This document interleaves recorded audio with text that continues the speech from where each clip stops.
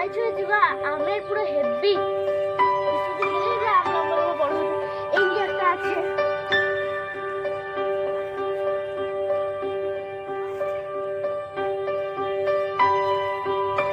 এই যে যেটা আছে দিলে একদম।